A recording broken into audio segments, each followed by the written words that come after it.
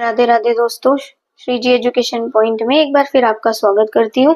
तो इसी सीरीज में हमारा कक्षा 8वीं में अध्याय तीसरा, जिसका नाम है संसद और कानून निर्माण के बारे में आज हम डिस्कस करने जा रहे हैं और इसके महत्वपूर्ण पॉइंट्स को मैं आपको प्रोवाइड करवाऊंगी, जो कि ना केवल सिर्फ नॉर्मल बल्कि आपके पेपर में भी आपकी बहुत मदद करने वाले हैं।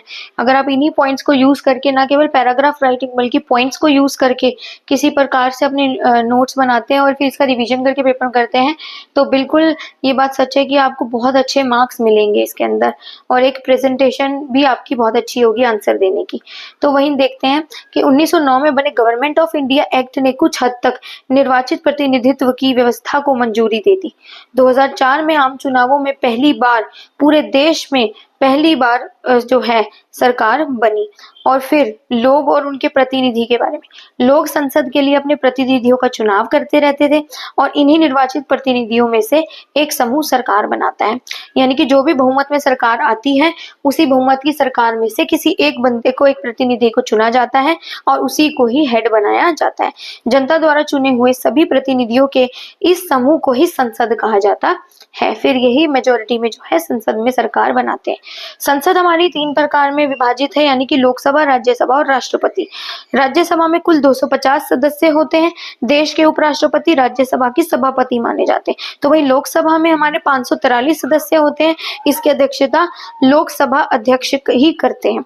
संसद की भूमिका पे अगर गौर फरमाएं तो देखेंगे कि देश को बहुत सारे निर्वाचन क्षेत्रों में बांटा गया। प्रत्येक निर्वाचन क्षेत्र में से एक व्यक्ति को संसद में भेजा जाता है और चुनाव लड़ने वाले उम्मीदवार आमतौर पर विभिन्न राजनीतिक दलों के सदस्य होते हैं। चुने जाने के बाद ये उम्मीदवार संसद सदस्य या सांसद एमपी कहलाते हैं, मेंबर ऑफ पार्लियामेंट। फिर वहीं देखें तो राष्ट्रीय सरकार का चुनाव करना, बहुमत हासिल करने के लिए लोकसभा में किसी भी दल के पास कम से कम 272 सदस्य होने चाहिए। संसद में बहुमत प्राप्त करने वाले दल या गठबंधन का अंग नहीं होने चाहिए, यानी कि सभी राजनीतिक दल विपक्षी दल ही कहलाते हैं वहां पर। फिर कार्यपालिका का चुनाव करना लोकसभा का एक महत्वपूर्ण काम होता है। कार्यपालिका ऐसे लोगों का समूह होती है जो संसद द्वारा बनाए गए कानूनों को लागू करवाती है। जहां हम देखते हैं कि विधायिका, कार्यपालिका और हमारी न्यायपालिका, तो विधायिका जो है वो कानून बनाती है। कार्यपालिका का जिम्मा ये होता है कि वो विधायिका द्वारा बनाए गए कानूनों को किस तरीके से एग्जीक्यूट करती है, किस तरीके से उसको पालन में लवाती है लोगों द्वारा।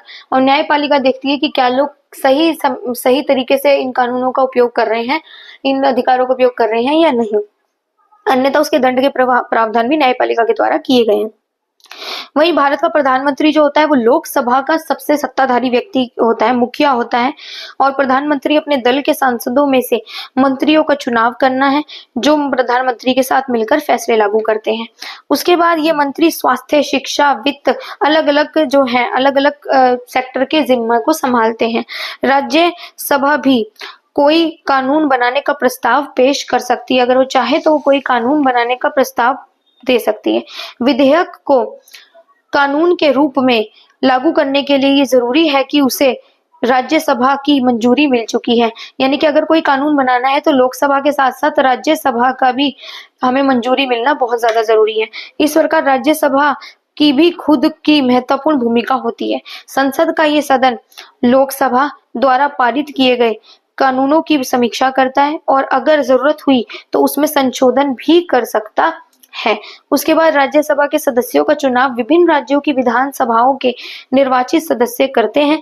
राज्यसभा में 233 निर्वाचित सदस्य होते हैं और 12 सदस्य इसमें राष्ट्रपति द्वारा मनोनीत किए जाते हैं। फिर वही सरकार को नियंत्रित करना, मार्गदर्शन देना और जानकारी देने के रूप में अगर हम देखें तो उसमें क्या आएगा कि प्रश्नकाल क्या है।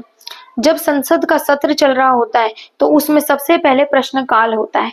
इसके माध्यम से संसद सरकार के कामकाज के बारे में जानकारियां हासिल करती है। इसके जरिए संसद कार्यपालिका को नियंत्रित करती है। सवालों के माध्यम से सरकार को उसकी खामियों के प्रति आगाह करती है कि जरूरी नहीं है कि कोई सरकार अगर कानून बना रही है तो 100% सही हो या वो हो। कई बार विपक्षी दल इसमें महत्वपूर्ण भूमिका निभाता है। देखिए, विपक्षी दल का होना और विपक्षी दल के द्वारा जो है बहुमत दल की आलोचना करना बहुत ज्यादा महत्वपूर्ण एक कार्यों में से एक है, क्योंकि कई बार अगर सत्ता पक्ष कुछ गलत करने वाला होता है तो इसमें विपक्षी दल ही होता है जो सत्ता पक्ष की गलतियों को दिखवाता है और उस चीज को ठीक करवाने की हिम्मत रखता है। जनता प्रतिनिधियों यानी सांसदों के जरिए जनता को राय जानने का मौका भी मिलता है। फिर सरकार से सवाल पूछना और किसी भी सांसद को बहुत महत्वपूर्ण जिम्मेदारी होती है। विपक्षी दल एक अहम भूमिका अदा करते हैं। वह सरकार की नीतियों और कार्यक्रमों की कमियों के बारे में लोगों के सामने चीजें रखते हैं कि सरकार कहाँ गलत है कहाँ नहीं, ताकि सत्ता पक्ष अपनी चीजों को अपनी मर्जी से ना चला पाए। वित्त से संबंधित सभी मामलों में संसद को मंजूरी सरकार के लिए बहुत महत्वपूर्ण होती है। जनप्रतिनिधियों के रूप में संसद को नियंत्रित, निर्देशित, सूचित करने में सांसदों की एक अहम भूमिका होती है और ये भारतीय लोकतंत्र का भी एक महत्वपूर्ण आयाम माना जाता है। फिर अलोकप्रिय और विवादास्पद कानून क्या क्या थे?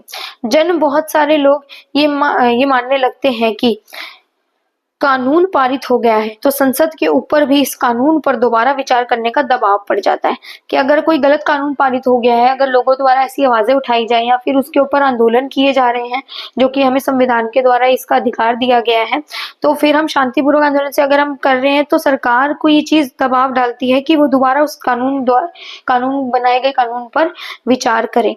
जो लोग सोचते हैं कि संबंधित कानून सही नहीं है वे इस मुद्दे पर फैसले के लिए अदालत की शरण में भी जा सकते हैं। उसके बाद कोर्ट डिसाइड करता है और अगर कोर्ट को लगता है कि इसमें कोई जनमान हानि का दाव है तो फिर वो इस जो बनाए गए कानून को शून्य भी कर सकता है।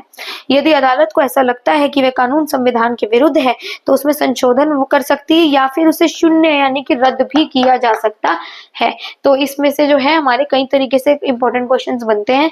आई होप कि आपको इस चैप्टर की समझ बनी होगी। राधे राधे।